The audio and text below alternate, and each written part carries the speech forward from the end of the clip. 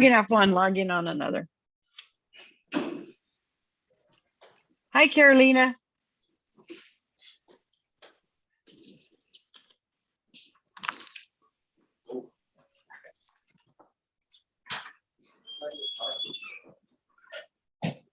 Logging off one, logging on another. Are we all here? We do have quorum, but we still have 2 more minutes before the meeting starts. Okay. Okay. Well, then I'll get a drink.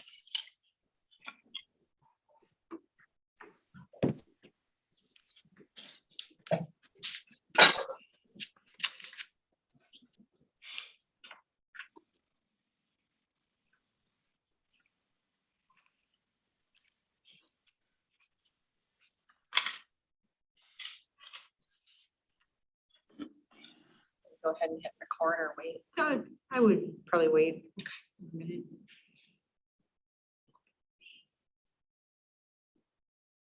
It's nice that everybody's here and we're ready to go. I'm going to take this 30 seconds and I'll be right back. I'm Joe. Joe, it's nice to meet you. Nice to meet you. I'm Shannon Kelly Fong. I'm the Assistant City Manager here at the City of Lacey. Nice to meet you. And Dick, it's nice to see you in person. I know we've met online. Yeah, a couple of times. Yeah, that's good.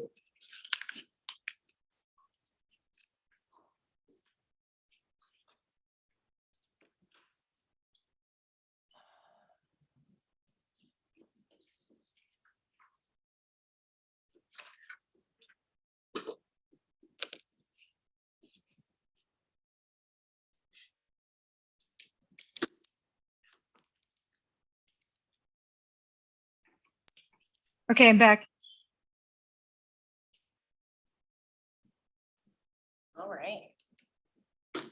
I'm going to go ahead and start recording. This will open it up for if we have any participants and attendees today.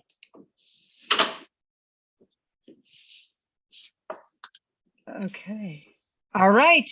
Looks like our meeting has started. Welcome to the JASCOM meeting, which is the Joint Animal Service Commission meeting for June 29th, 2022. It appears that we have all the members. We're just going to quickly run around because now we're hybrid and some people are in person and the rest of us are online. I'm Lisa Parsley, Olympia City Council. I'm also the chair of JASCOM. I'm going to popcorn it over to Carolina Mejia. Carolina Mejia, Thurston County Commissioner and Vice Chair of JASCOM. And since Peter is the next on our screen, I'll pass it to him. Peter Garvey, Council Member, City of Tumwater.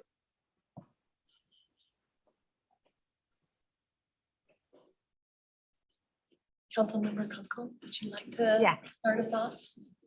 Ed Kunkel, City of Lacey. Shannon Kelly Fong, Assistant City Manager for the City of Lacey.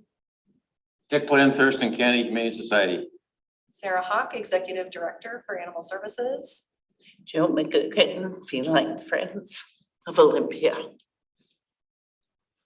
And we have a guest tonight, don't we, Sarah? We do have a guest tonight. We have Jen Stone, who is part of the InBed program at Best Friends Animal Society, and she will be presenting tonight on what a community cat program looks like. Excellent. Thanks for having me.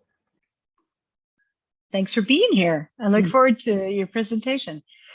Okay, the first thing I would love to get done is an approval of an agenda. Can I hear a motion, please? So moved. This is Carolina. I Hear a second. Okay, any discussion? Hearing none, all those in favor, please say aye. Aye. Aye. Okay, I would like to move on to getting approval of the consent agenda, which includes meeting minutes from May 2nd and approval of April and May 2022 shelter statistics.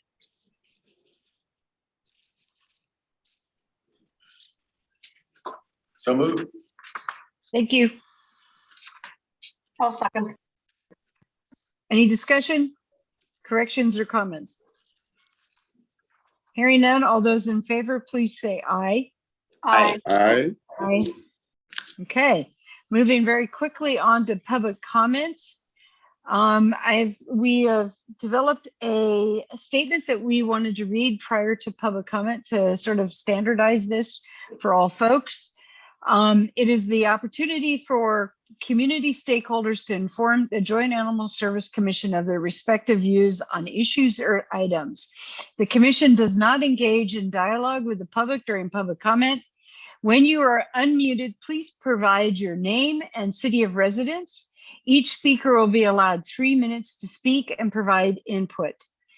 Sarah, do we have anyone that wants to provide public comment tonight? We do not have anybody signed up for public comment, nor have I received any written comment. And I don't see any other participants except for us. Is that correct? That is correct. Okay.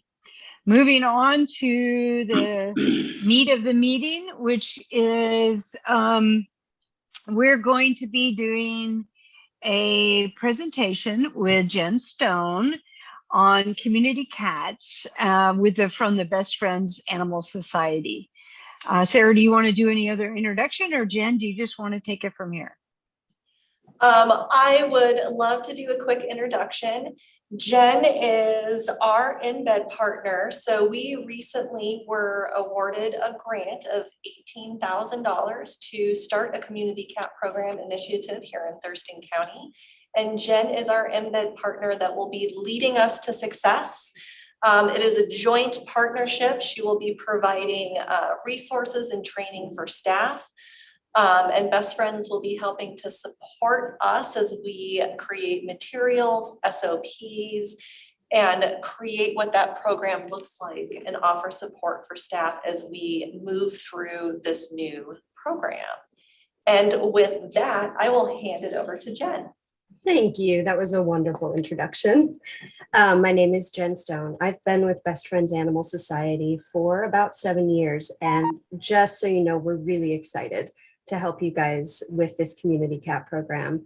In particular, I think that this is a really amazing shelter to do this because the leadership is so strong and positive and supportive of staff. And I think that that's the foundation that you need when starting a new program.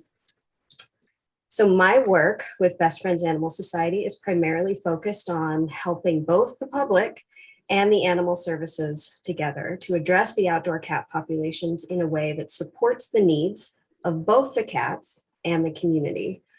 What I'm going to talk to you about today is a program that's being implemented in animal shelters all over the country, and it's called a community cat program. If I say CCP, that's the acronym. I'm just so used to saying it.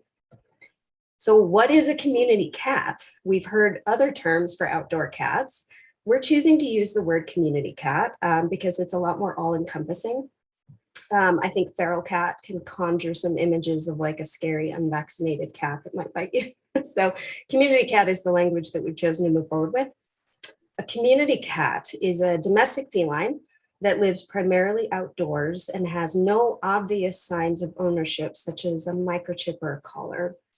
Most of the time, these cats are entering the shelter as a stray. And the word stray often conjures an image of a lost cat wandering, one that without a home that had a home at one point.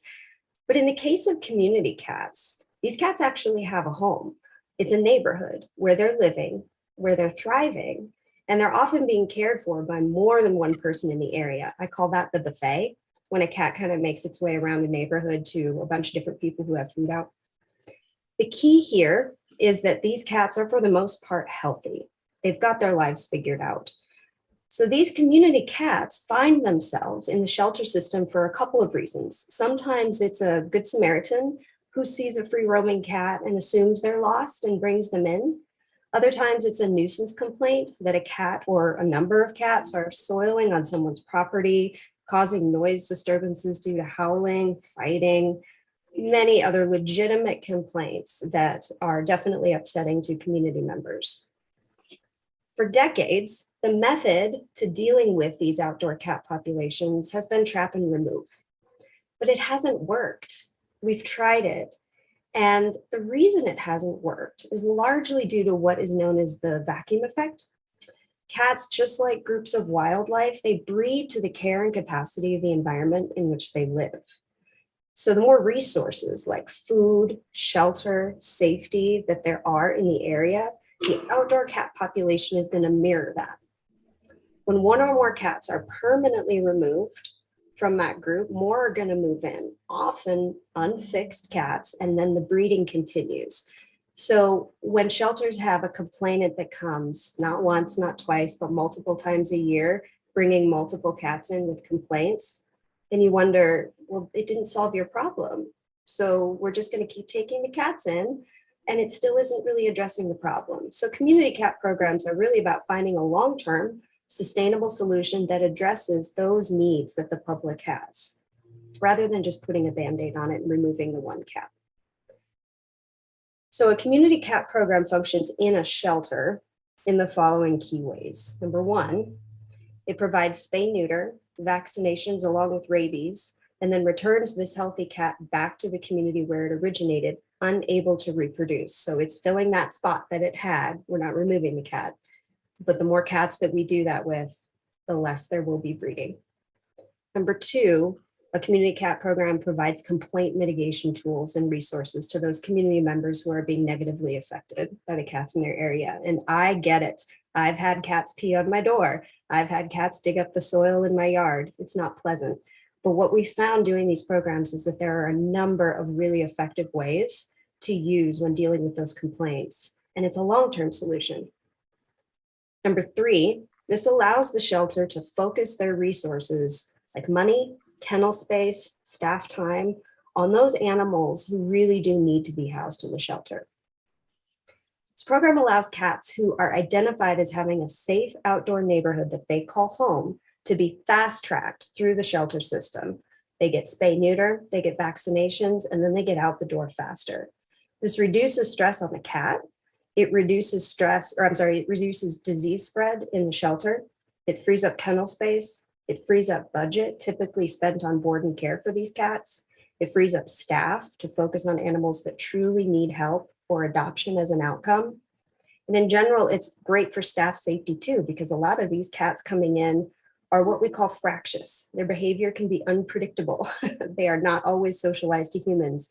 And so by housing them in the shelter for long periods of time, they're actually posing a danger to staff and to volunteers.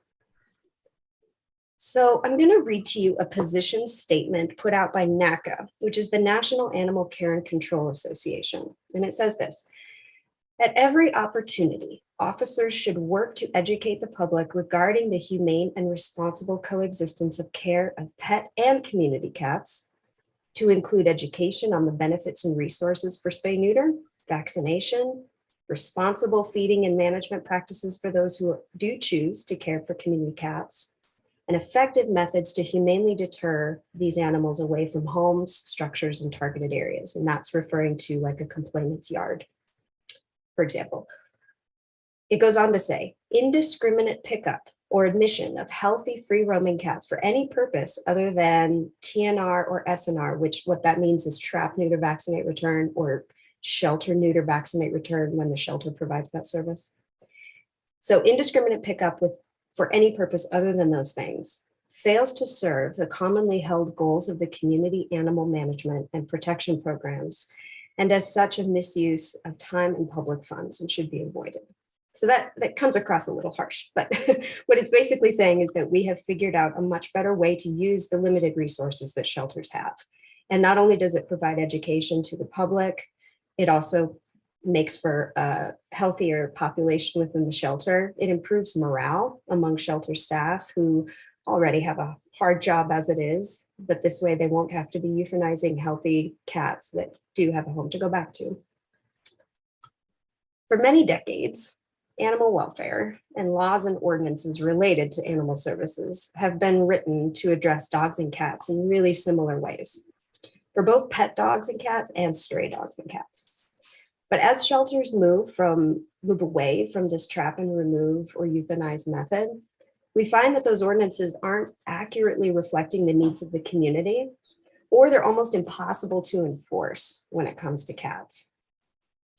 A large body of peer-reviewed research and the NACA which is the National Animal Care and Control Association's guidelines, indicate that trap and remove policies for cats are ineffective. So we have a lot of references and data to back this up if you guys would like to see any of it. Policies should support a shelter's ability to leave healthy and safe stray cats out of the shelter population and conduct trap, neuter, vaccinate, return instead for community cats. In many municipalities, though, outdated ordinances prevent the implementation of these effective programs. Things like local ordinances like leash laws that would apply to cats, mandatory impoundment of stray cats, feeding bans, which we've seen. Unfortunately, I understand the idea behind it, but we just find that it doesn't work. Human behavior is a conundrum, and people will feed cats out of the goodness of their heart. And enforcing a feeding ban is very difficult. So it doesn't really solve the problem. Also, cat licensing requirements, they can be problematic because cats don't typically, especially with community cats, they don't function the same way as dogs do in terms of it's either a pet or a stray. So all of these things can hamper the ability of a program like this to really meet the needs of the community and be effective. And so there are some recommendations that we're working with Sarah on in terms of how to update these ordinances to better reflect the community's needs. And in order to facilitate this humane method of handling community cats. So that's the bulk of my presentation. It's a lot of information, but I would love to have questions. If you guys have any of how this program specifically works, any success stories that I've had, anything that you're worried about that this might negatively affect in your community, any questions at all? Anyone? Peter. So my question is simple. So before you release them back into the community, do you tag them with any kind of chip so you can identify them in the future? That's a really good point that I did not mention. So what we do is an ear tip. And it's the universal sign all across the country that people are starting to recognize more, but we do it with every cat that's fixed and put back out into the community. On one ear or the other, we make a straight line cut about 1/4 inch from the tip of the ear. It's done while they're in surgery, so no pain. And when you see a cat out in the community that has that flat side on their ear, you immediately know that cat has been vaccinated and spayed and neutered.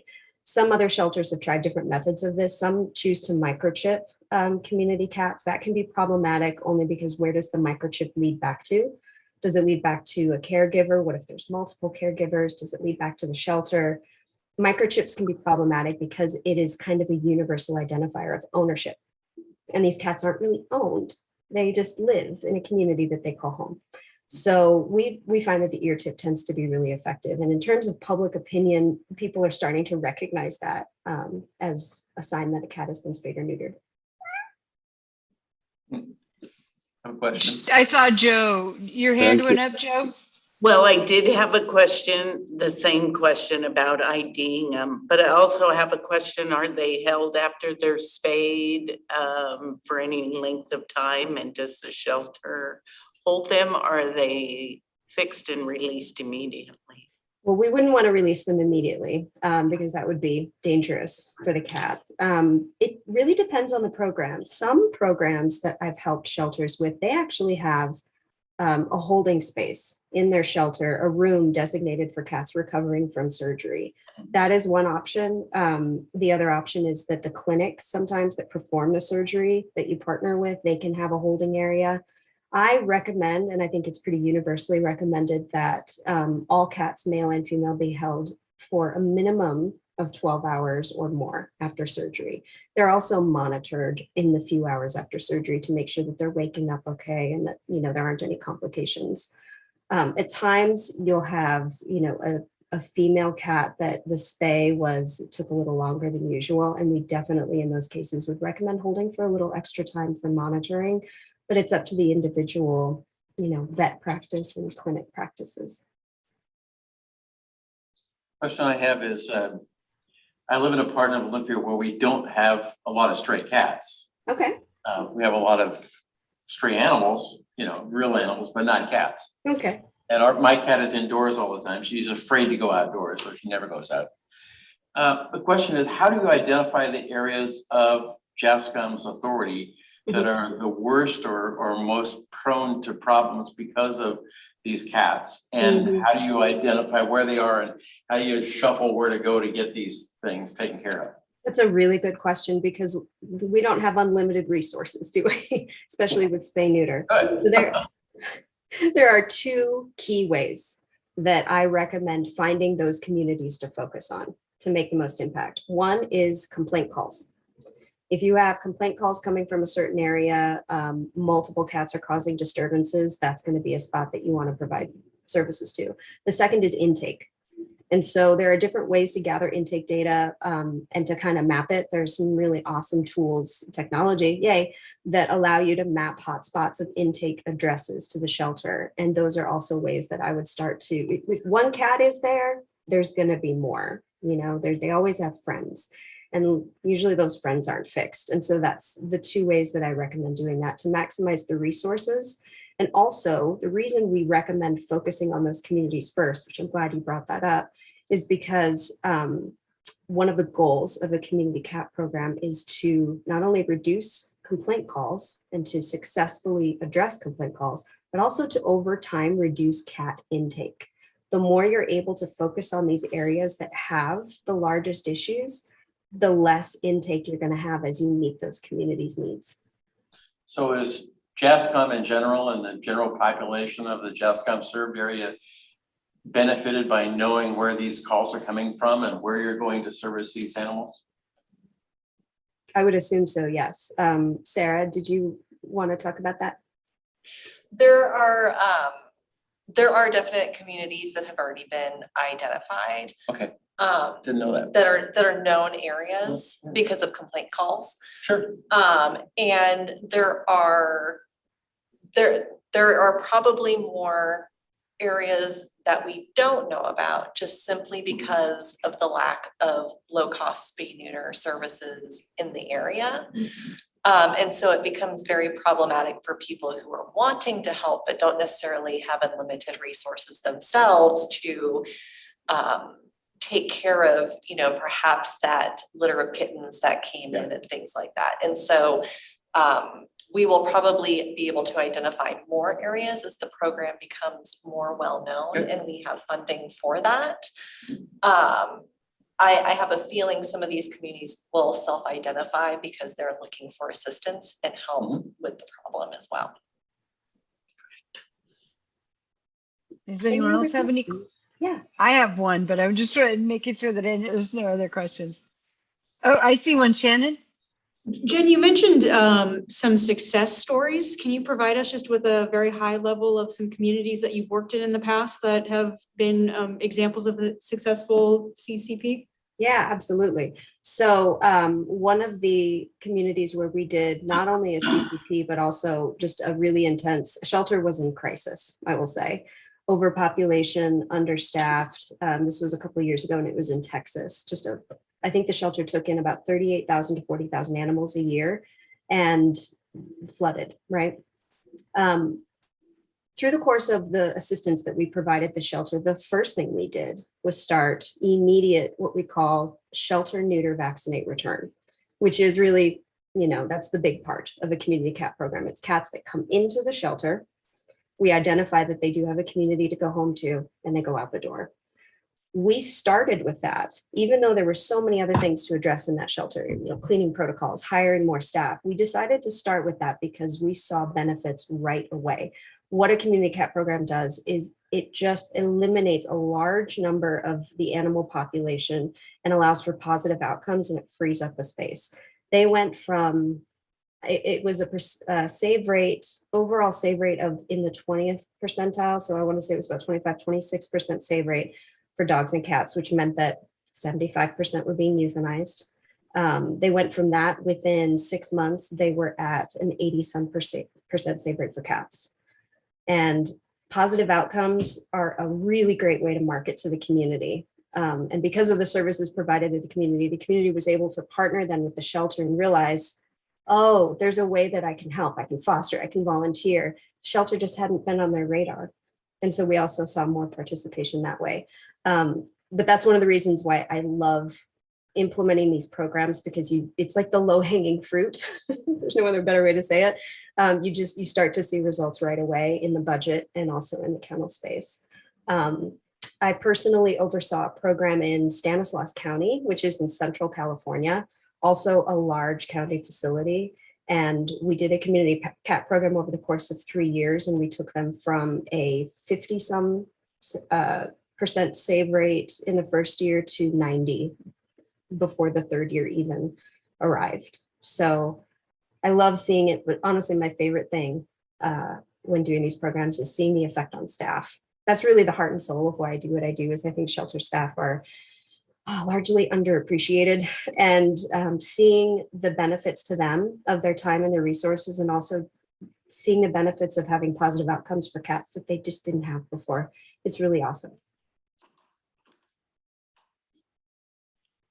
Good question. If nobody else has a question, I'm going to lead in with this because I'm a little familiar with some of this stuff. Okay. I'm intrigued with how you go about educating communities or neighborhoods about these community cats and getting them to feed appropriately so that you encourage behavior by the community cats that's more appropriate and less likely to cause complaint calls. How you guys have a plan to begin this? Is it based on complaints? Is it targeting it when you do your trap, neuter, and release programs? What's the best way to go about this? Because I think that's key. Also. Yeah, I absolutely agree. I'm going to shut my window because there's a loud truck. Hang on. So primarily the first level of focus is cats in the shelter. So cats already coming into the shelter and cats already in the shelter, because that's going to see the most effect. And by spaying, neutering, and vaccinating those cats and putting them back, you immediately start to interact with the community. You know, we're not just returning a cat and running away. We need to interact with the community and explain what we're doing, because it looks rather strange to just release a cat in an area.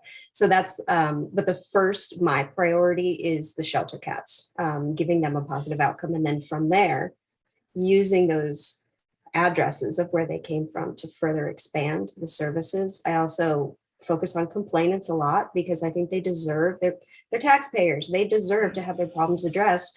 We just have a new way of addressing the problem. And sometimes they're skeptical. So it's a lot of conversations, but a really effective community cat program has a point person, someone who is going to be handling a lot of the phone calls related to the program, handling a lot of the interactions with the public and explaining the program and the services.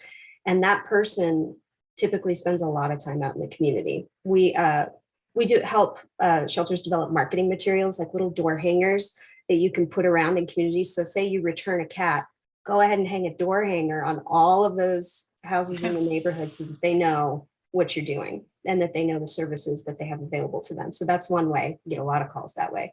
And the other thing is talking to complainants, which standing out in the hot sun, or for me in Southern California, standing out in the hot sun and letting them vent and listening to what their nuisance issues really are, and then trying all the tricks in the book and all the tools in the toolbox to help them.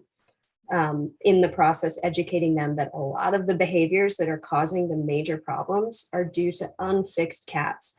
The urine spraying. Male cat urine is a special smell that I know some of you are familiar with. The spraying, the fighting, the howling, the roaming to find mating partners, all of it creates nuisances, and most of them can be addressed with spay neuter. Did that address your question? I hope it did. In terms of community engagement, a lot of time spent talking to people out in the community. I loved it. Yes, thank you. Okay. Is there any other questions? Oh, this is good. I'm excited. Is there any other questions? Okay, I don't know if you want to hang out, but I think our next conversation is about the ordinance reviews and the recommendations, right, Sarah? Do you want to take it away? It is. By the way, thank you everyone so much. You are a lovely group. I will hang out for a bit just to listen. Thanks. Okay. All right. Fantastic, Jen. Thank you. And then I can refer Thank if I you. have any questions Yeah. while we go over the ordinance review. So give me 1 second to share my screen.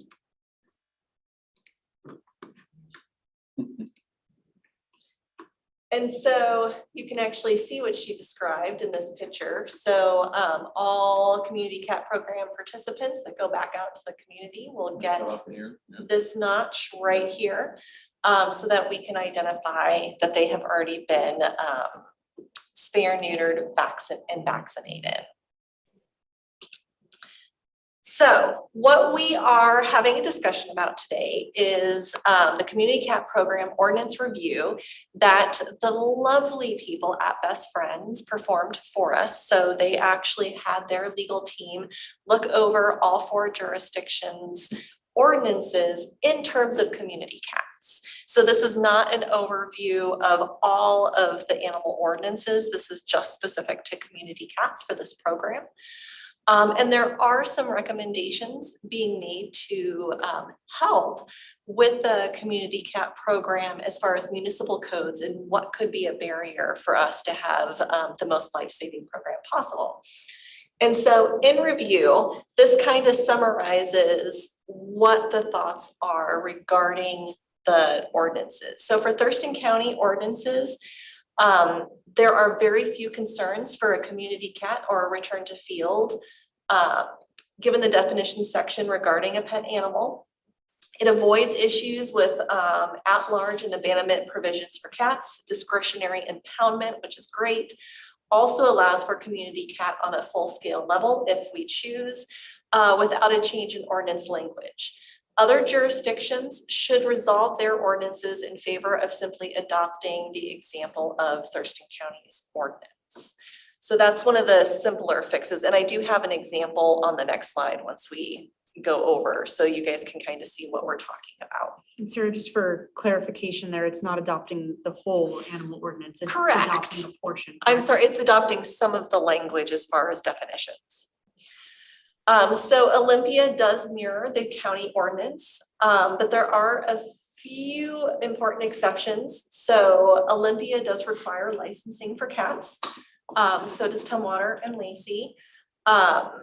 But we may not have to change that licensing requirement if we decide to change the definition of an owned animal or add provisions for a community cat caregivers and definitions for community cats.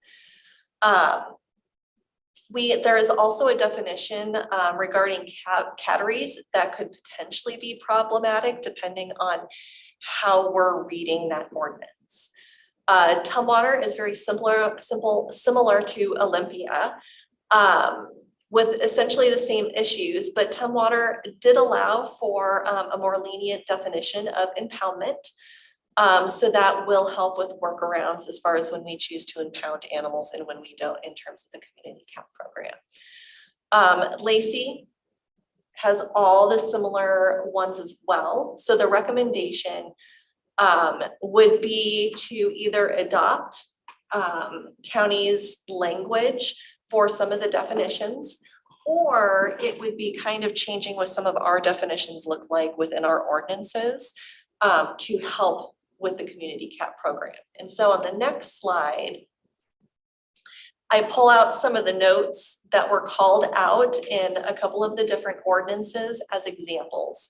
So in the 3 major city jurisdictions, there's the definition of a cattery, which we have establishment for purposes of breeding, owning, selling, boarding cats, having a current certification, going forth, but the problematic portion in there is owning. And so it could be an issue for community cats, does not appear to apply, it appears to apply to more like a commercial establishment, but we would want to change or place an exemption for community cats in this definition. So the other example of licensing where it's just some wording changes, for, as you can see in City of Olympia, they show licensing, and this they specifically call out dog, cat, or pot-bellied pig. So it could be problematic depending how City of Olympia chooses to define an owned cat. And so again, this comes from perhaps changing some of the definition of what a pet animal or an owned animal looks like versus a community cat. And then this is the leniency in impoundment from Tumwater that allows for a little bit of more flexibility when it comes to impounding animals. And it's very similar to the county's ordinance when it comes to impoundment being discretionary for animal services. So some examples that we're talking about when we look at definitions, and I pulled these from one of the example ordinances. And so in their definitions, where all of the ordinances go through and define what an owned animal means and what animal services means and an animal control officer, and goes through all those definitions, they have actually included now definitions for community cats. And what is a community cat? And then it also goes further to say what a community cat caregiver means. And then they have actually changed their owner definition. And I highlighted the additional section where it does define what it means to be an owner of an animal. And then they specifically exclude community cat caregivers are not considered owners as defined by the ordinances. So these were the major findings of this review. Did I leave anything out of that, Jen? No, I don't think so. You know, just like you said, there are options as far as if you wanted to just add definitions in, or if you wanted to remove definitions. But the main thing being that licensing for cats is probably not going to be a major revenue generator. And what it ends up doing, the problem that it ends up creating is then it drives people who potentially feed those community cats kind of underground because it's really unenforceable. So we wouldn't want to say, you know, we're taking away a money source from you for the cat licensing, but it's really something that is hard to enforce in the first place and could hamper the ability to connect with the community.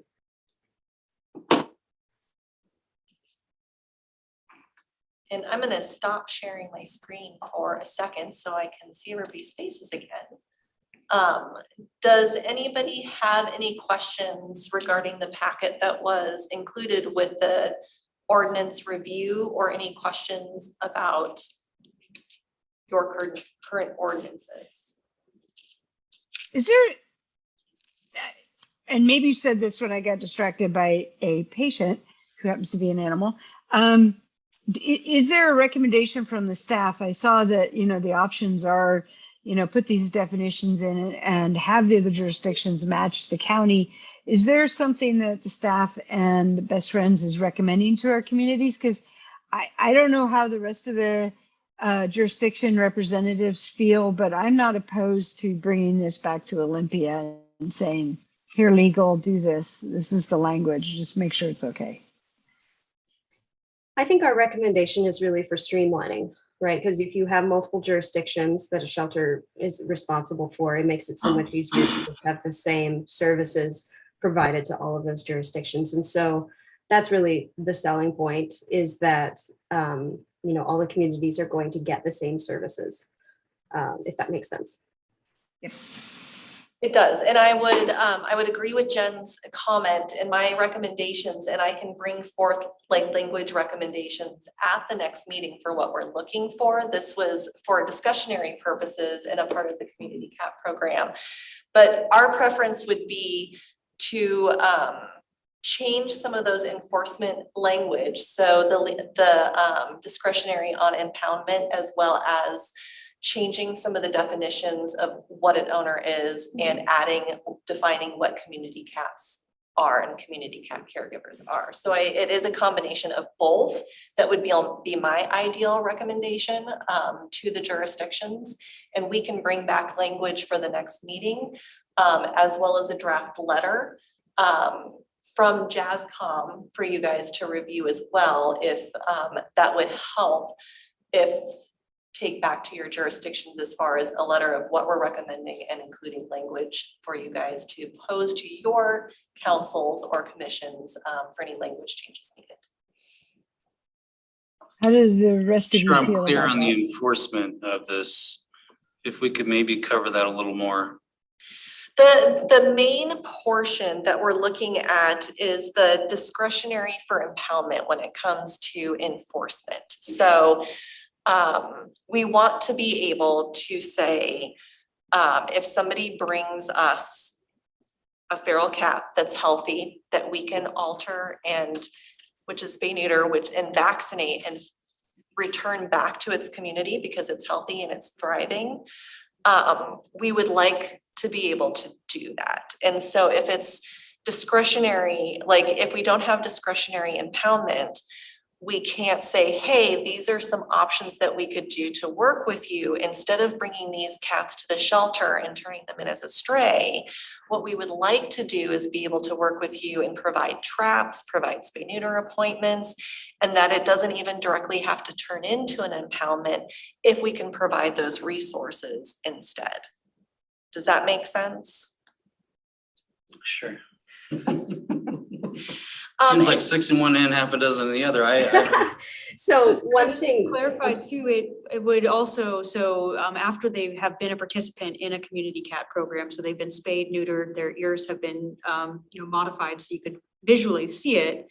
In the future, if a complaint was about that particular cat, they would have the discretion to not pick up that cat because it is in its community. Correct. We know we have already identified that cat. It is fixed, it is healthy, it is good to go in that community, and we do not need to remove it again.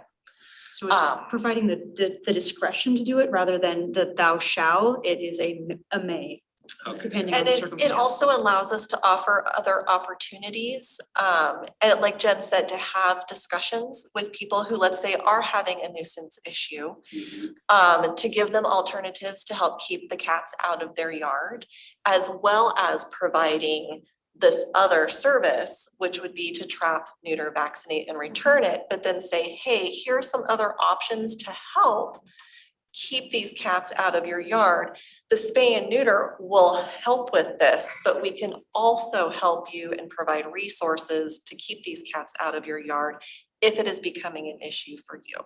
What kinds of resources are you trying to use to keep them out of the yard? So there's lots of different things that you can do to keep a cat out of your yard. There's motion sensor water sprinklers that will actually shoot out and spray. With motion detectors. There are scents that you can lay down that are not pleasant for cats to keep them out. There's lots of different, there's a whole laundry list, and I'm forgetting several. And Jen, I know you know them too. There's like little mats that are for them to like. I just did a presentation on this today, actually.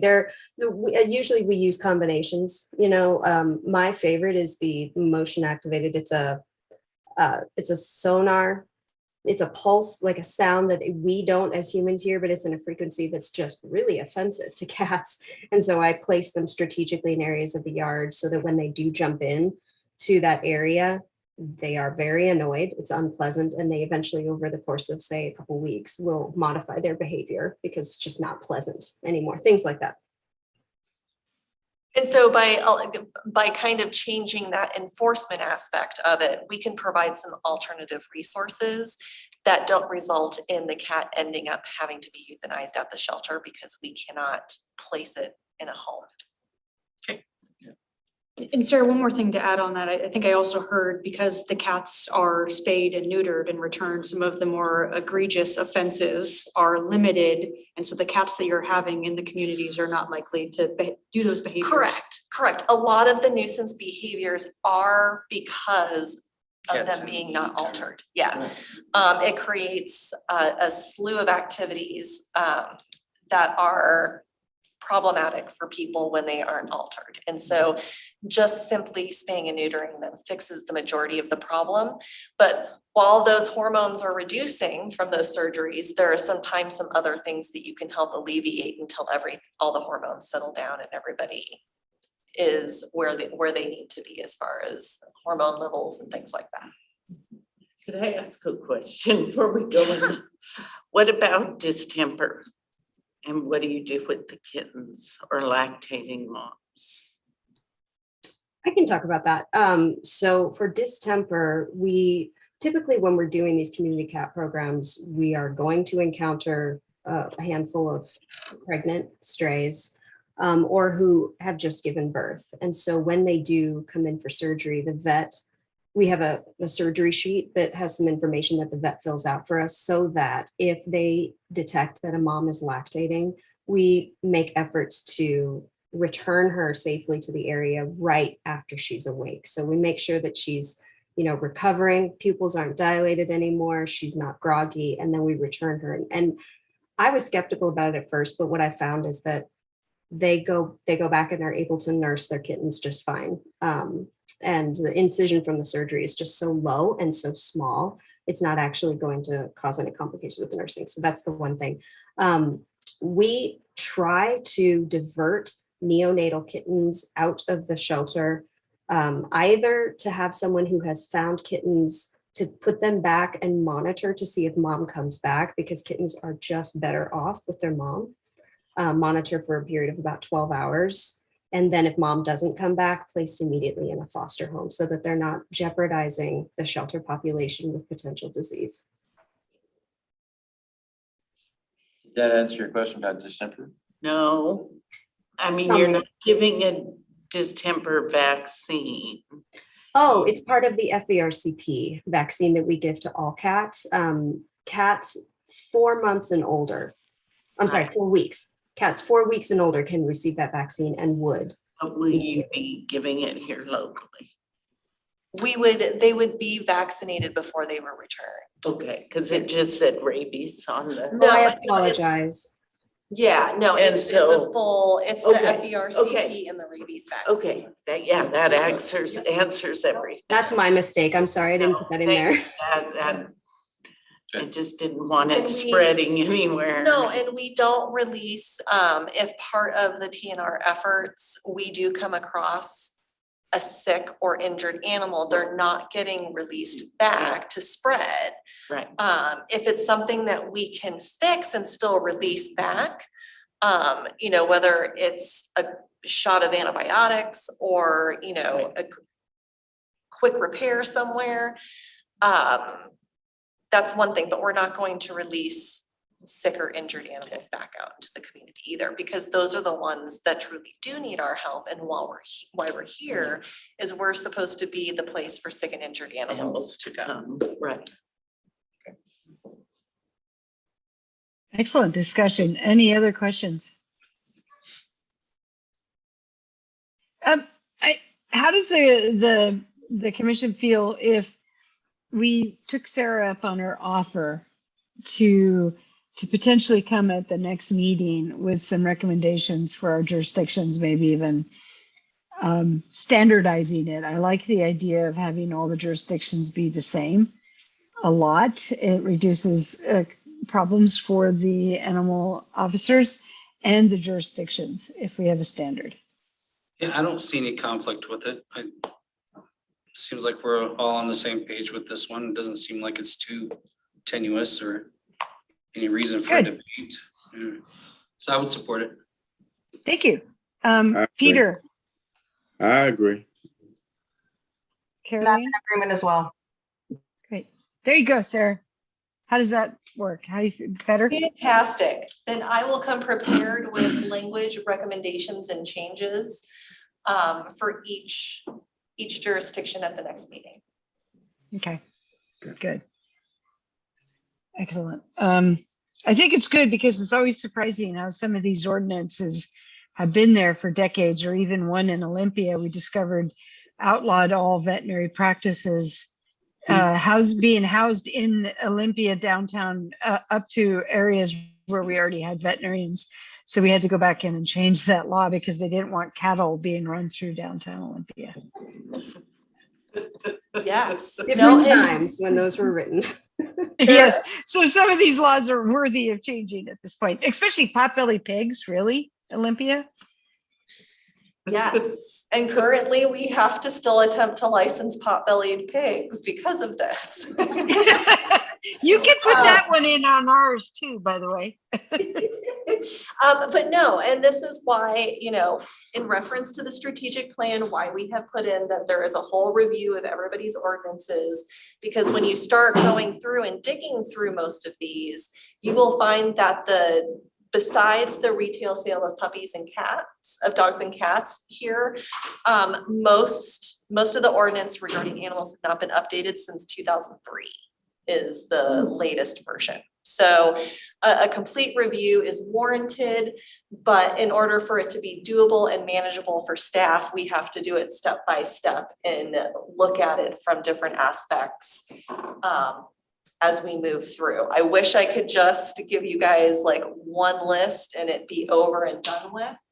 But that is not a reasonable expectation for staff. But as we come across things, we are identifying them, making notes, and then looking at what other jurisdictions are doing so we can come back and make recommendations. And what's really great is we were able to have the resource of Best Friends to look this over and even have example language for us to look at, which makes it much easier of a process than us having to start from scratch. Absolutely. I too am grateful for our legal team. I am not an expert.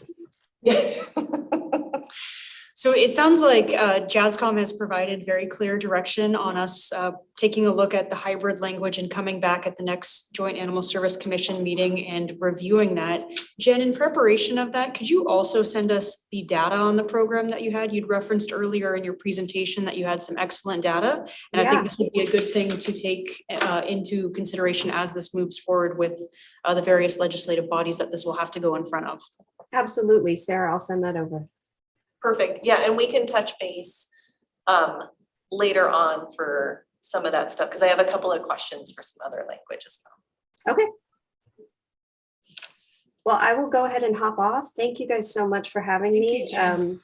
Thank you for your questions too. Really good questions. And Sarah, I look forward to chatting again. Thank you so much for coming and speaking with us tonight, Jen. I really appreciate it. Thank you. Okay, we're going to go on to staff presentations. It looks like we have a 2021 Joint Animal Service net position. Yes, so the net position, we were unfortunately the last time we met,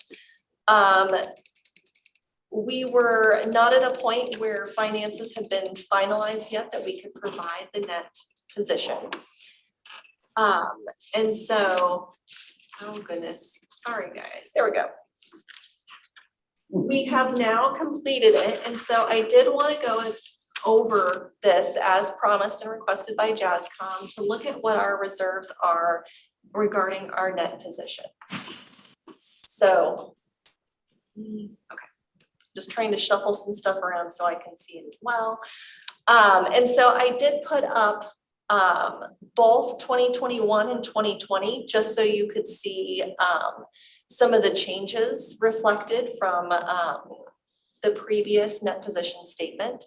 So overall, current assets are 4.5, a little bit over $4.5 million. And our liabilities and deferred inflows are $1,073,608. And so when we're looking at some of our net position, which really this is what we have in reserves, but also looking at it from what is actually restricted and what is designated for a different use. And so to go back over this, our net investment in capital assets, we have a total of $1,225,387. And some of the restricted amounts that we do have, and these restricted amounts, this is not something that JASCOM designated funds to be set aside for this. These were restricted by gifts coming in. So these would be restricted by foundations saying that this specific funding needs to be spent this way. This could be donors restricting this funding. And so that is why in some of these you see vet care in two different places. Because one, in the restricted section, vet care, for example, has been specifically restricted by donors saying they only want their money that they are donating to pay for vet care. And we have some specifically designated for public education and training, as well as capital projects. Unrestricted donations came in possibly unrestricted, but then were designated by JASCOM to go into these accounts. And so that's why you have the vet care again. This was money that JASCOM decided to set aside specifically for vet care to be spent out of reserves. We also have equipment in that, as well as capital used for capital projects. Another part of the reserves that you see are operating 2-month expenses. You will notice that this year it's gone up. That is because the budget has gone up this year. And so our 2-month operating expenses have gone up as well. We also have our Recession Resiliency Fund. We talked about that at the last meeting. That is specifically set aside and earmarked for when a recession does kick in, and that is a percentage point in the unemployment rate. We have not, as you can see, the contingency fund has not been replaced yet. We used the contingency fund when COVID first hit to do the reduced assessments for the jurisdictions at the beginning of COVID, and that is what we utilized was the contingency fund. So per our policy, the contingency fund is the last one to be filled after we have ensured that our operating expenses and our recession resiliency fund are at the designated 2-month mark. Then if we have any money left over at the end of the year from our budget, now that we have met both of those parameters, any leftover money from this year could potentially be designated into the contingency fund if JASCOM so chose to designate it that way. But we are looking, overall, we have a very healthy net position. And our total net position for 2021, so I should say at the end of 2021, because this was as of December 31st, we are at 3,432,470. Some of the money, if JASCOM so chose, for a variety of reasons, for example, there is the potential of some economic impact coming up in our future, depending on how everything goes. Some of the unrestricted funds can be redesignated if necessary, but JASCOM cannot redesignate any of the restricted funding that is on this.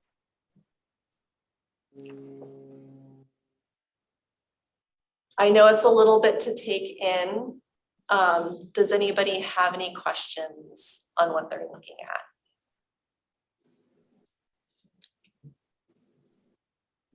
Anybody?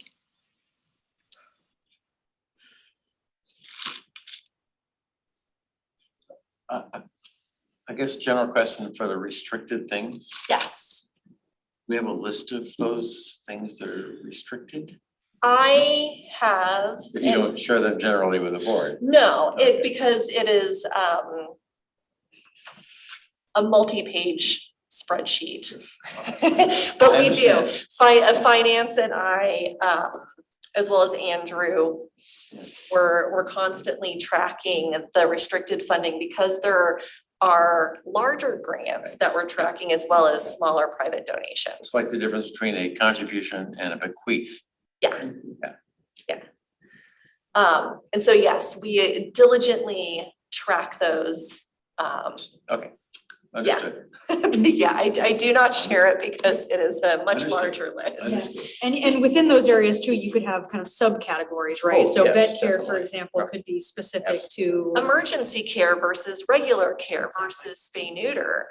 I also have, so like Albon, no, I'm sorry, I should say Dulciani, for example.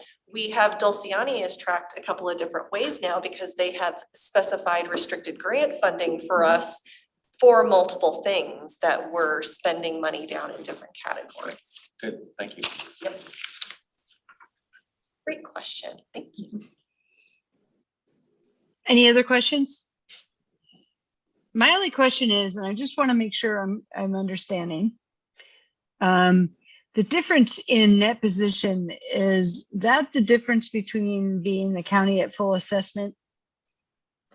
A little, because some of those we had to increase our operating funds, so that is going to increase that. We've also had an increase in donations. You can see that there is about a $20,000 increase in donations specified and restricted donations for vet care. And so we have seen an increase in donations. Capital projects, you can see we have an increase of $40,000 in restricted funding. And so those all are a part of it. So the county assessment is one part, and it does affect how much we set aside for our operating and recession resiliency fund. But some of these are also the increased donations that we are seeing, and if there is any restrictions placed upon them. Excellent, thank you. Anyone else? Okay. I have to say I'm very, very happy we have a recession resiliency fund looking at the next 12 months. So well done, Commission, on that one. Okay, if we have nothing else, we can move on to the director's report. I also redid the definition just in case anybody had questions, but since nobody did, we're good. I just wanted to make sure in case anybody had some, they were there. Over there. So the director's report, we have had some really great things that I have been just waiting to tell you guys, and have been waiting for things to finalize. And so the first off is that we were given a $55,000 grant from the Dulciani Halloran Foundation. 45,000 of that is designated to go towards completing the medical suite. So this will help us. For example, we have to have an electrician come in to help us install the surgery lights. We have to have a plumber come in to help us install the wet table. We're going to be installing cabinetry and storage and countertops. And so this will help pay for kind of us to finish off the surgery suite, which is fantastic. They also decided to give us an additional $10,000 to purchase dental equipment. And this is really fantastic news. And just, you know, as an additional tidbit to this, you know, again, veterinary clinics are at capacity when it comes to caring for animals. We just recently had one of our vet clinics say that they could no longer be charging us the very, very generous charge that they had originally been doing for the last 20 years. They had not adjusted their costs to us for a very long time. And so they made those changes, and reasonably so. It's, you know, dentals take a long time. They are take a lot of staff. And so again, being able to not only now bring spay neuter surgery, but the idea of being able to bring dentals in, because we are seeing more and more animals that do not just have perfect teeth. There's usually at least a cleaning, if not some pulling of teeth and various things that need to happen. And so this will streamline our process even more when it comes to moving animals, you know, through the system in our capacity and flow, because we aren't waiting for, you know, the 3 or 4 months that we might possibly be out or more for an animal to get a dental if necessary. So this is just fantastic news. And we were so excited to get this grant. As you also heard, we are partnering with Best Friends once again. So last year they gave us $5,000 to assist us with helping some of our large behavior dogs. And now they have awarded us a grant of $18,000, but it's more than just the grant to help support the community CAP program. They are literally offering their staff and services to help us get this program off the ground. So they're both invested in us with their staff as well as monetary support to really make sure that our community cat program is successful, which is very, very exciting. And as a part of this as well, Regional Animal Services of King County has agreed to help us until our medical suite is up and running to perform free spay-neuter surgeries of any feral cats or community cats, a part of that program as a stopgap until we can get our own surgery suite up and running. So they also are aware of how difficult it is to schedule spay-neuter surgeries right now, and especially spay-neuter surgeries for community cats and feral cats. And so they have offered to start working with us and providing that service, which is just fantastic and really helps alleviate some of the pressure as well, because now we can schedule ahead of time and know that we have X number of surgery days with X number of slots. So we can trap specifically for those amount of surgery slots. Or even work with community members who are willing to trap for us and say, we have 3 surgery spots available for you tomorrow if you trap tonight. And so this makes everything kind of helps speed up some of the process of the community cat program, which is very exciting. We had a compassion, fatigue, and emotional resilience workshop, which was really great. It was a half day. We really focused on a number of things, but I do want to point out, I think it's really important. A lot of times people don't always realize the amount of emotional labor that shelter workers do every single day in their job. Along with veterinarians, we are lumped in with the numbers with veterinarians for having the highest suicide rate amongst American workers. And while animal care workers have a lot in common with other helping professions, the one unique factor that separates us is we are the only profession that has to euthanize something we have been taking care of. So our care could end in the result of the death of an animal. And we are the only helping profession that has to do that. And so it does lead to a lot of burnout. It leads to a lot of compassion fatigue. And so we've been really trying to make an effort to support staff so that we're giving them the tools they need to be successful, not only in their job, but also have some emotional resilience from the hard work that we do. So some of the things that we talked about was understand and normalize the experience of vicarious trauma and trauma exposure and our response to trauma and how we see it every day, and how do we identify our stressors and help us kind of self-regulate throughout the day when we're experiencing very stressful situations. How can we reduce the impact of stress and anxiety, build some self-awareness. We work together to identify kind of how our body reacts when we experience negative stress and what are some things that we can do. And we also supported the staff to create at-home and at-work structures that help support their general well-being. We also had a really great discussion about how self-care is not chocolate cake and bubble baths. Self-care is balancing your checkbook. It is making sure that you're taking time out of your day to eat lunch. Sometimes the best self-care is doing some of the hard work so that you're not stressed when you come home from a very stressful day. So no bubble bath? Bubble baths are great too if they work, but a bubble bath isn't going to fix how you feel when you come home from a hard day sometimes and come home to other stress. So it was a really good discussion. Change your ways. What's that? You're gonna have to change your No more ways. bubble No, baths. no more bubble baths. Sorry. I'll just sit in my hot tub then. That's how I read It's it. not an exclusion of bubble baths, it's just No, giving it's more just- tools in the tool Right. belt. It's just in addition to. Yes. And so what's been really great too is that our person that we worked with has actually offered an additional check-in this fall at no charge to just see where everybody's at after the long season.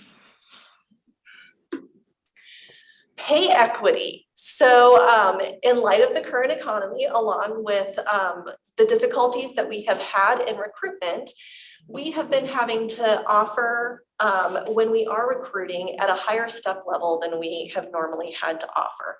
And that has put us in the position of, hiring people at what possibly tenured employees are already making after spending years of service to animal services.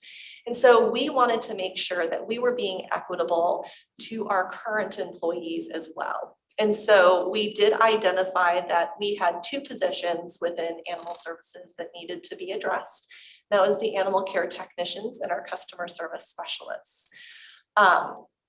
And so when we evaluated the salaries of these 2 positions, we did identify that there were staff that did need to be moved up a couple of steps in order to provide equity and imbalance for their seniority and experience that they offer, as well as recognizing the hard work that they have done for numerous years with us. And so this was something we just put into effect as of July 1st. Plumbing. I do not have good news on the plumbing. Sorry, guys. Unfortunately, the work that was performed currently did not fully resolve the issue. They have identified some more piping that does need to be addressed. But unfortunately, we did not identify it in time to fix it before we entered our busy season. And so we have been diligently working with the city to be able to manage the situation until we can get to November, when we will finally be slower and we'll be able to move animals out of those designated areas and once again remove the floor and dig into the plumbing and get that fixed. So just to prepare you guys, there will be a staff report, most likely with a request for an amendment to the budget later in the year, but that'll be once we know the total cost estimate, and I can give you the most accurate assessment of what those costs are going to be. Attorney General's office, so very exciting. The state of Washington has actually created a specific department for prosecuting animal crimes. And so I got to meet with Assistant Attorney General Scott Halloran and his investigator, Matthew Stratton, to discuss barriers to prosecuting animal crimes. They are also looking at forming a statewide work group to, one, to bring all of us together who do recommend and prosecute animal crimes. So it's not just animal control agencies, but they are looking to also bring in prosecuting attorneys so that we can all come together, be on the same page.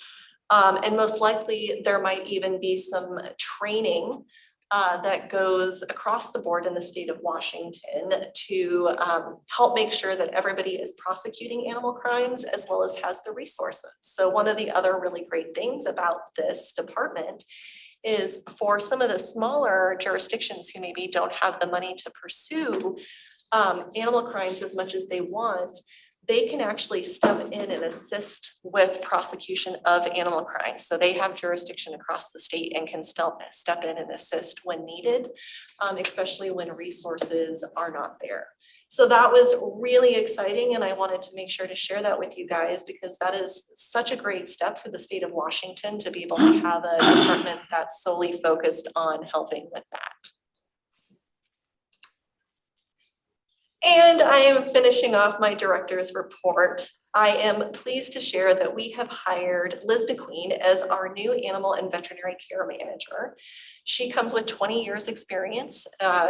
Recently, she worked at Progressive Animal Welfare Society, PAWS, and she also is the animal care supervisor at Marin Humane in California, as well as the cat program manager at Sonoma Humane Society. So she has extensive animal behavior and handling experience and will be a great addition, especially when we look at addressing some of our strategic plan when it comes to behavior. She will be in charge of not only overseeing animal and medical care, but implementing life-saving programs for the animals.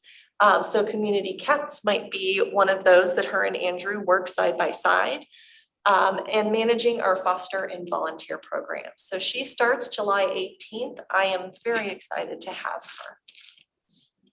What's her background? Oh, sorry, hold on. I clicked as you were asking. So she was originally in the tech industry in California and decided for a change of career 20 years ago, and started out at Placer SPCA and has worked her way up over the years. She has an incredible passion for what she does. She has a lot of energy and excitement that I'm really excited to bring, because she wasn't necessarily looking for a change of careers, but what she saw, what we were doing at Joint Animal Services as a progressive animal shelter, she wanted to be a part of the changes that we were making. And so that is why she applied. And so I'm really excited to see what she will come in and do. And I think she will be a great, I want to say like an additional energy for the team. So I think her excitement will be contagious, and really help the team move forward with some of the programs that they've been wanting to, but haven't really been sure how they were going to accomplish. So very excited. Excellent. Sorry. No, you're okay. And then I'm finishing off my director's report because I can't wait till the complete end of the meeting because I'm super excited to share our happy tales this month. So meet Quinn the Pig. Quinn was actually a part of a case where we executed a warrant to seize 2 emaciated Great Danes, 2 horses, and 1 pig. That would be Quinn. He had a fractured leg from being kicked by one of the horses. He was eventually transferred to Heartsea and went into foster care. Heartsea is Hooved Animal Rescue of Thurston County. And he was later adopted by his foster family and continues to live a very good life with his BFF Herbie. And Herbie and Quinn have recently had a children's book written about their friendship. And I just so happen to have the children's book here with me. And it is incredibly cute. And some of the pictures were some of the illustrations were directly taken from some of the pictures of them together. And apparently they are inseparable. I love that. And I can't get over how cute some of these photos are of Herbie, you know, doing his little flirty thing, rubbing up against Quinn over there in the grass. So stinking cute. And what you can't see, or maybe some of you can, but not in here, I'm going to shift the view a little bit. This one, Herbie has his tail wrapped around Quinn. And they do that so cats intertwine their tails and bodies when they're bonded. And so he's trying to wrap his little tail around Quinn, and it's super cute. So that is my happy tale to share with you guys today. I love your happy tales. So Cat and Pig, A Story of Friendship, and it was just published this year. So this is a brand new children's book. That's excellent. I got to write that down to give that to City Council. I will stop sharing for 1 sec before we go any further in case anybody has any questions about the director's report.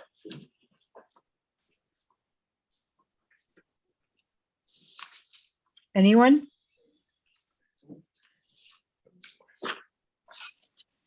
Okay. My question is, if we're moving on to retreat, do we officially adjourn the meeting and then open retreat, or do we just stay and just say, okay, now we're moving into the retreat section? I believe we can just stay into the retreat. Correct. It's an agenda item, so we would treat it just like any other agenda item. Okay, thank you. Do we want to start with the review of our plan, Sarah? Yes. All right. I will reshare my screen now.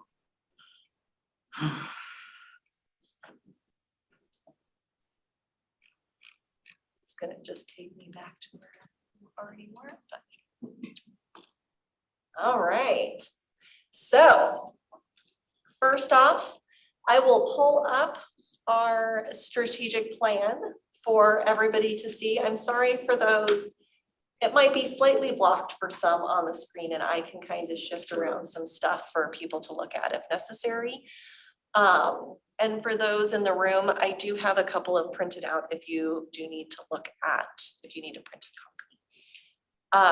So as a reminder, goal 1, becoming a sustainable organization with the capacity to meet the needs of our community. And we had decided that we were going to conduct a feasibility study to assess the current building's capacity and provide the best care for Thurston County animals. Conduct a governance study to assess the IGA and current governance structure. Conduct a study to assess finding resources, revenue, and the community's capacity for giving. And perform a market and branding analysis and implementing those recommendations. And so we did have a couple of key benchmarks with the idea that the feasibility study as well as the governance study could possibly be taking place simultaneously. One might come before the other, but we had them both up that way because we weren't sure about timing as well as availability for some of the consultants for this. So that's kind of why they were intertwined. Because we could have gone out for an RFP for the feasibility study with nobody available to start it until 2023. And so it was really, that's why those two have some of the same benchmarks, because it was really going to be based on availability of where the consultants were at. So a little further into our strategic plan for 2023, 2024, we would be looking at presenting findings and recommendations for the market and brand analysis. And then we would be finishing out our 5-year strategic plan with presenting findings and recommendations for revenue and fundraising study to JASCOM. And all of this is really the holistic picture. We're trying to gather data to see what it looks like for Joint Animal Services to have a new building, and what does that new building look like? Is it renovating our current building? Is it building on our current property?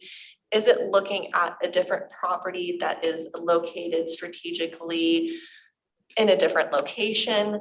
And also looking at how that building is possibly going to be funded, and is there an interest by the community to help fund this building? And so that is what all of these studies with goal 1 is going to achieve, so that we have the data that we need to make an informed decision about where Joint Animals needs to be moving forward after these 5 years and what those recommendations look like.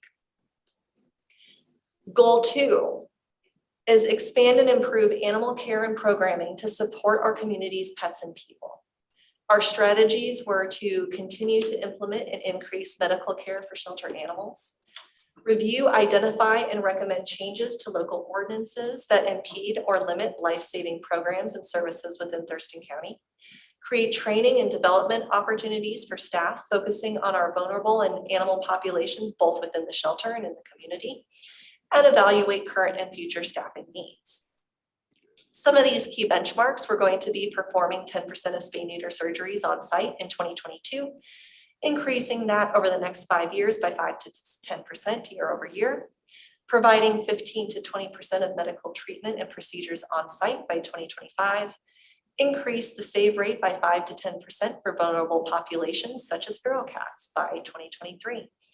Establish baselines for behavioral outcomes in 2022, increase in positive outcomes for animals with behavioral needs in ensuing years, and implement training for staff by the end of 2022. So some of these, when I move forward in our accomplishments, I will talk about a little bit of where we're at. For example, performing 10% of our spay-neuteries on site this year may or may not be out of our reach because of our supply issues that we've been having and the delivery of key items such as the actual surgery table not coming until August. So we will cover that. How about personnel?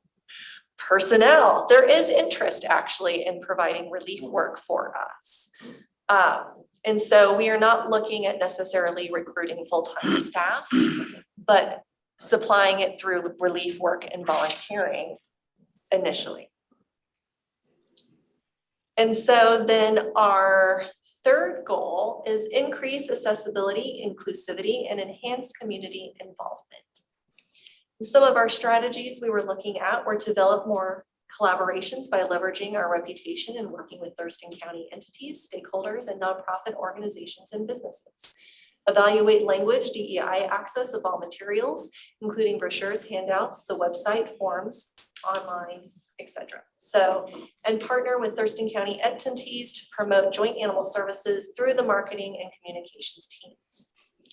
So some of our key benchmarks would be to reintroduce humane education opportunities and outreach events in 2022, increase language access to the website by the end of 2022, increase language and DEI access to other materials by the end of 2023, perform annual meetings with each jurisdiction to provide updates on joint animal services, and to partner with jurisdictions to increase access to information out to Thurston County constituents. Does anybody have any questions on the current strategic plan as we have it laid out?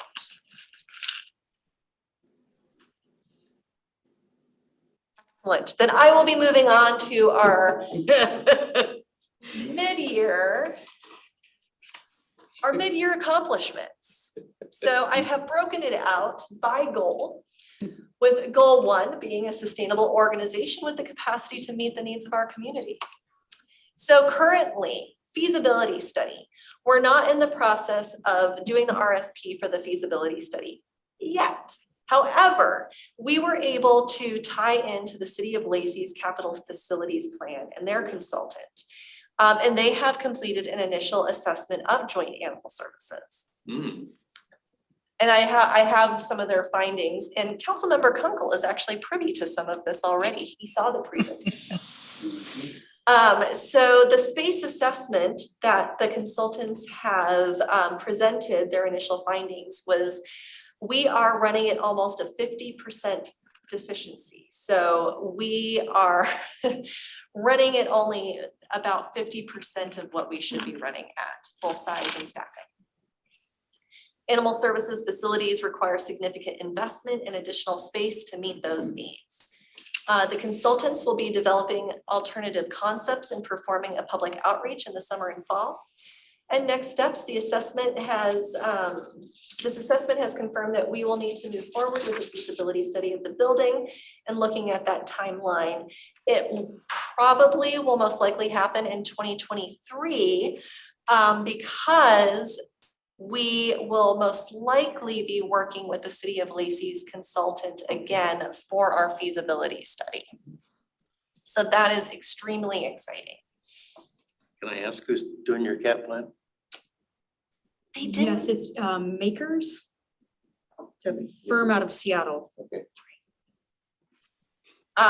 They also did an assessment. They have actually, a couple of their people have done assessments on shelter before, including the Seattle Animal Shelter. Oh, good. That's good. I was going to ask that. Yep. We asked that as well when they came. That was one of my questions. And that's when we found out that they had actually done the same of capital facilities improvement plan for Seattle Animal Shelter. So their key findings, as you can see, an aging facility that is not purpose-built. We were the old air gas facility that was retrofitted. And because the retrofitted systems and spaces, it's really expensive to maintain and operate. All of our spaces are undersized and inadequate for operations and industry standards of care. And they pointed out that our veterinary space is in a lease trailer, which is what we can do and what we have to work with. But again, is not the ideal situation as far as movement and flow of animals within a shelter.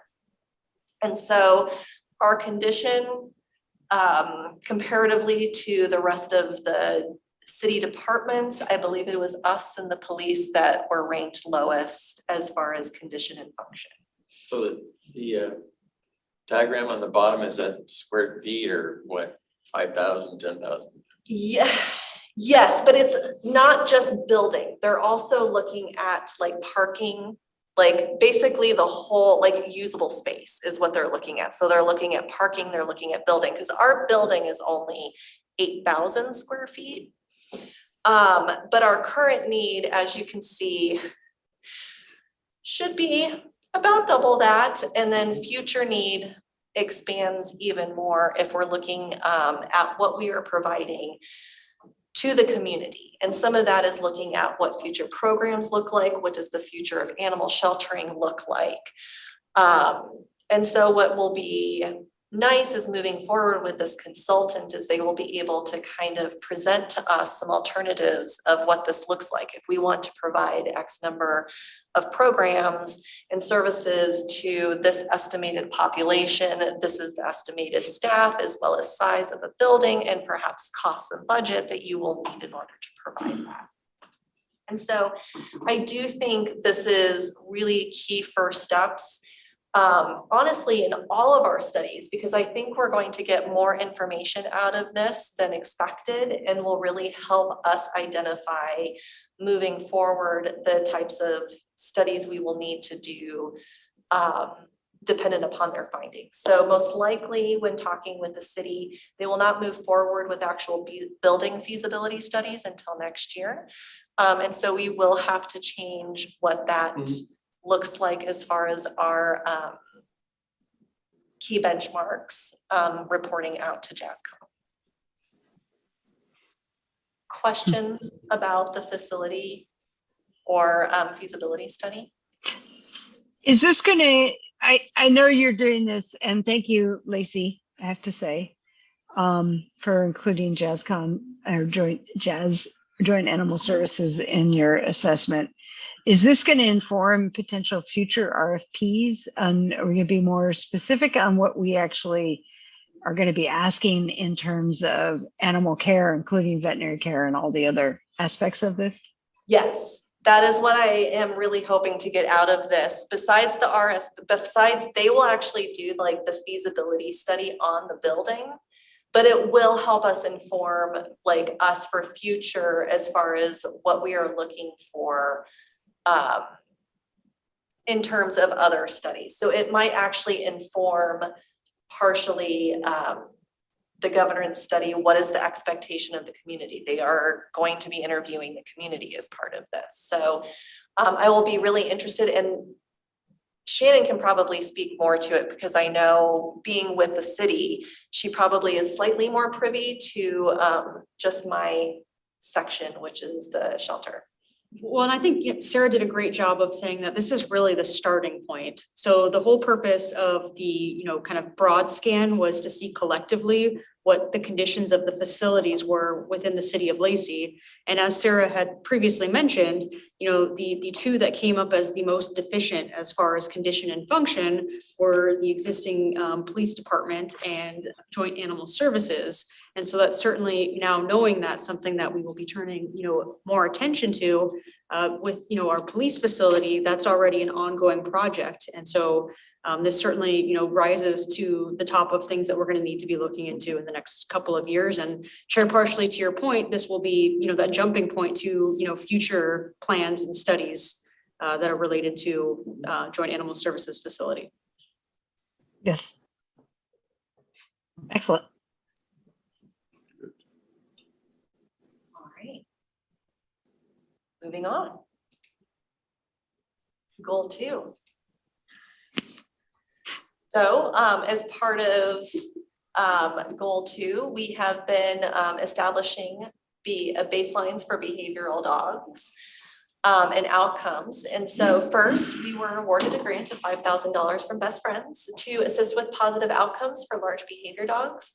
We did designate about $1,000 of that as a pilot program to use for scholarships to pay for behavior training assistance for dogs that are living in foster homes. We are also looking at possibly designating some other of those funds to assist with adopters who are adopting dogs in these programs to continue on with their training to make sure that they are successful. There are some other programs that we will be looking into, and I will be able to report out on those most likely at our next JASCOM meeting. So we've also partnered with an app called Good Pup that helps new adopters adjust with their new canine family member. So Good Pup is an online consultation and dog training done in the convenience of your own home, tailored to your needs. And so what's really great about this is they're all certified trainers. They have all the science, they do science-based training. And so you get a week free if you sign up for this program. And if any new adopter actually signs up to do these consultations for a month, 2 months, whatever, they decide to do, a part of their fee actually gets set aside into a scholarship fund for us to use. It's $40 per person who signs up, that then we can actually use to assist either staff with a particular dog at the shelter, or use that again with fosters to work with them at the convenience of their own home to help with dogs who might be more behaviorally challenged. Feral cats. So I won't go hugely into this since we talked in great detail about our community cat program earlier in the evening, but I am really excited that we are moving forward and have grant money to assist us get this program up and running for the community. Staff training, as you know, we provided the compassion, fatigue, and emotional resilience workshop. And in conjunction with our community cat initiative, Best Friends is also setting up a series of trainings for staff that will be focused on community cat, but it even helps with trainings regarding how do we talk to people who are filing a complaint. They do have a nuisance problem. How are we going to communicate in a positive manner with our constituents? And so the trainings are going to range across the board, from handling those cats internally at the shelter to also communicating about the program externally. Mm-hmm. And there's some potential for other trainings coming up. But this is slowly getting the ball rolling as far as some different trainings that we are offering for the staff. The surgery suite, equipment continues to be delivered, but we are seeing delays in big ticket items. Our two major ones that we actually need to perform surgery, which is the surgery table and the wet table, are our biggest ones that will not be delivered until August. So that has kind of, again, delayed our process, but in the interim, there are other things that we can be working on, installing all the cabinetry, getting the surgical lights up and things like that. So I'm very excited to share, though, that between the ASPCA Northern Tier Shelter Initiative grant that got this process rolling and purchased all of our medical equipment for spay neuter, and now the new Dulciani Halloran grant, we have now gotten a total of $94,100 in grant funding to be able to build this surgery suite. So currently, the only cost that Joint Animal Services and JASCOM has invested into it is the leasing of the modular building. That is it. Everything else has been grant funded so far. Goal 3. So we have, as regarding increasing our DEI and language access, we do have a contract with Language Line to assist with communications at the shelter and in the field. We have actually used it multiple times since implementing it, and it has been a really fantastic tool to use. Volunteer and foster onboarding. So all of our foster and volunteer onboarding and training is now online. So people who are interested in becoming a volunteer or foster, they can actually apply and do the initial training and onboarding all in the convenience of their own home during times that are convenient for them. And so once they have finished, as they work through the system, our new volunteer management software pings us and we get a notification when they have completed all the initial onboarding and training.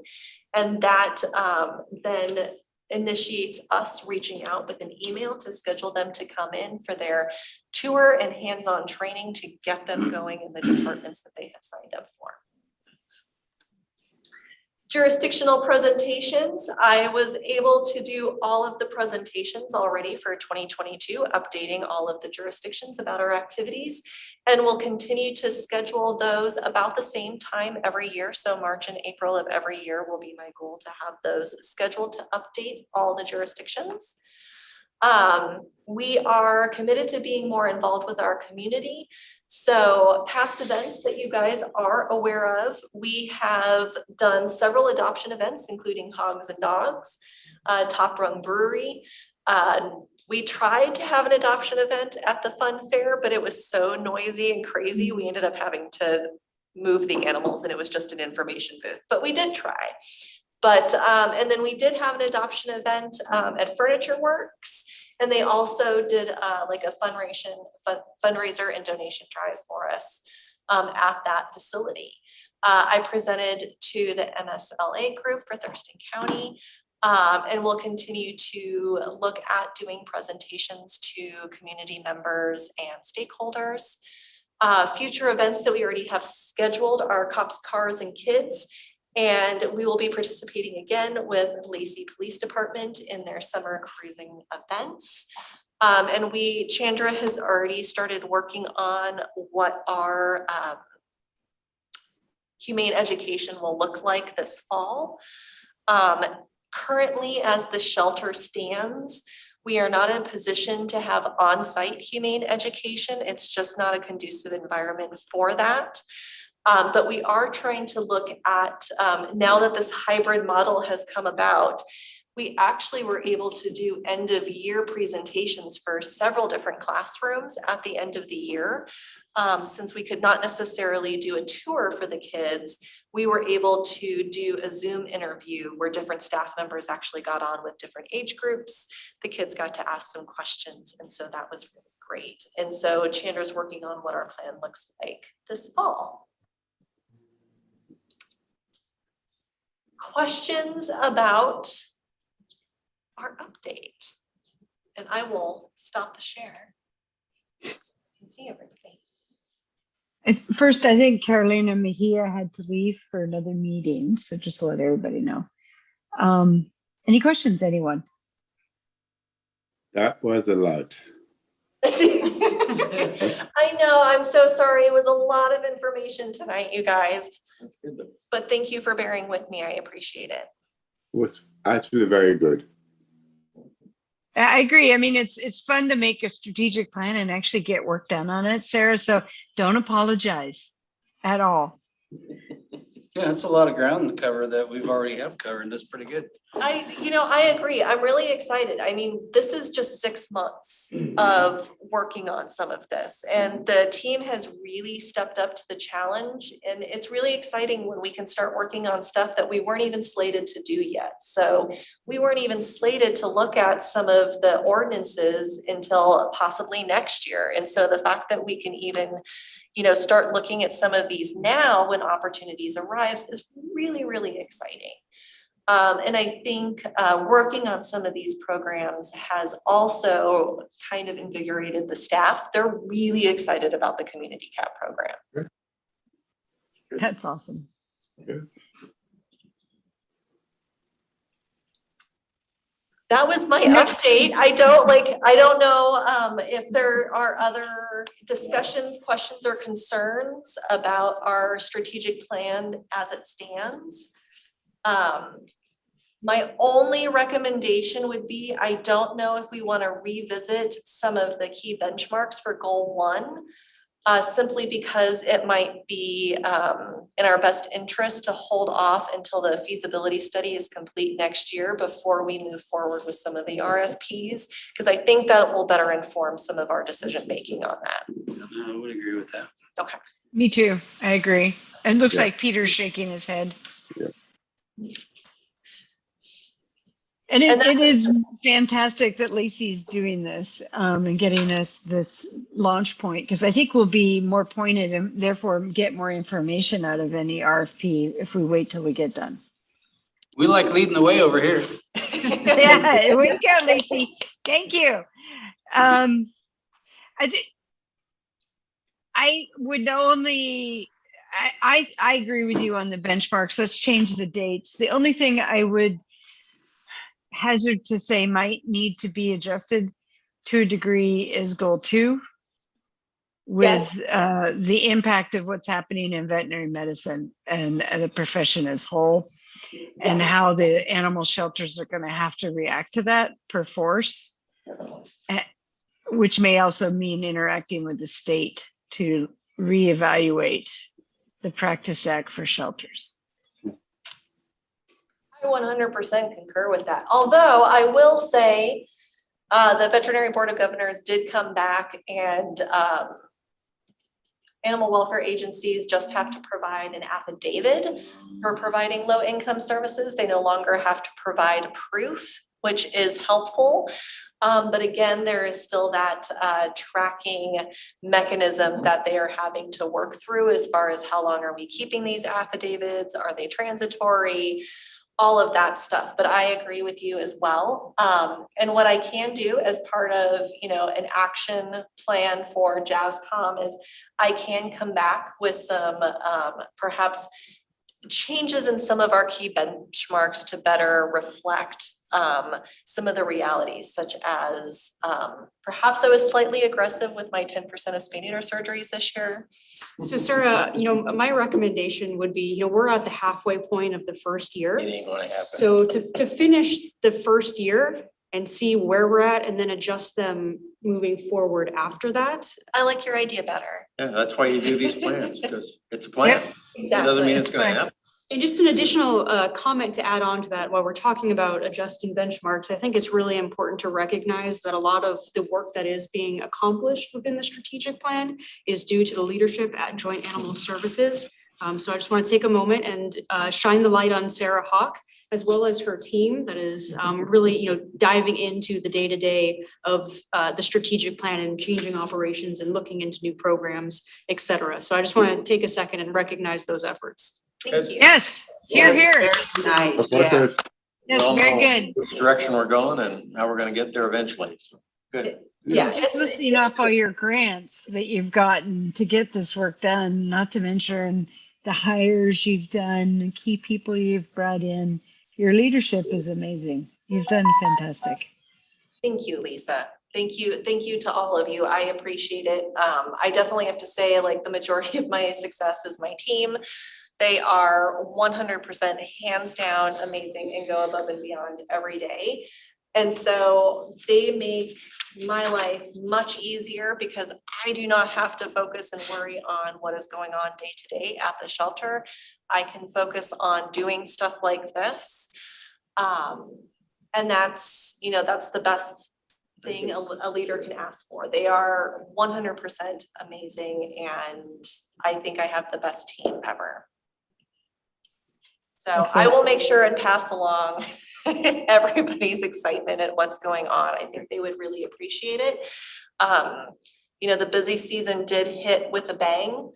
I will point out, we were actually lower than last year. So January and February, we were higher than 2021. And then March, April, May, we were actually way below 2021. And then June hit with a bang, and we are full and we are over capacity. We've had a couple of warrants and seizures that have kind of affected what our capacity looks like. And the team last week, I have to tell you guys, went above and beyond to try to find placement for these animals so that we did not have to make any decisions regarding euthanasia for time and space, because it was getting close to looking at that. We had 200 animals at our facility, and we had 53 dogs. And we have capacity for 35. And the rest, we had 136 cats, and we have really capacity for 60. And when you go past that capacity for care, that's a burden on the staff as well. Sure. So they really stepped up to find fosters, to find rescues to take animals. And Caitlin Northrup, who is our foster rescue specialist, was absolutely fantastic. And none of us saw her because literally she was running around back and forth, checking emails, calling people, and literally found enough placements so that we did not have to make time or space decisions last week. Wow. Wow. So she 100% rocked it last week in finding placement for the animals. That's wonderful. Tell her thank you. I will. Absolutely. I'll see what the commission thinks, but unless there's a burning desire to change our major goals, how about this? I mean, there's so much good work being done, and I agree with Assistant City Manager Shannon that we should probably kind of let the rest of the year roll through, and maybe in January, February, we look at these benchmarks and reset them for 2023 through 2025. And then maybe also look at our strategies and see which ones we need to adjust if we need to, instead of trying to hammer on them tonight, unless there's a burning drive on from any of you. I agree. Yeah. Good stuff. Fantastic. I I love- appreciate that from my end. I would expect everything done by next year, huh? Oh. Yeah. No, I am so excited at some of the stuff that's on the back burner. I can't wait to share it with you. And I think revisiting in January and February, once we have the full scope of what this year looked like, is a much better use of our time as far as trying to set those goals. Could I put on an agenda, not necessarily next one, but in the next couple, a review of what the Practice Act does allow shelters to do in terms of medical care and for which animals and what's the requirements, just so we know what you all have to do and as we move forward with where we're at. Yes. Yes. Thank you for not making exactly next meeting, but yes, I Yeah. will make sure that it gets on the agenda and we discuss that, because it's really good to be informed on some of those different aspects that are happening. It would just be maybe good before we have that kind of discussion next year, early next year, on the goals and our benchmarks, just so that context is already there in our minds. How's that? Absolutely. That's perfect. I think it's always good to have on your mind. Okay. Is there anything else for the good of the order? Anything anyone wants to bring up, especially about the strategic plan? So just a quick clarification. Sarah is going to bring to us, is it next meeting or whenever, the RCW language revision?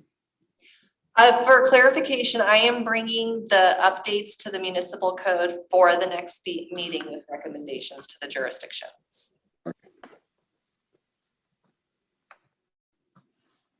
Good question. Thank you, Peter. Welcome. Anything, Joe, Ed, I'm good. Dick? Okay. All right.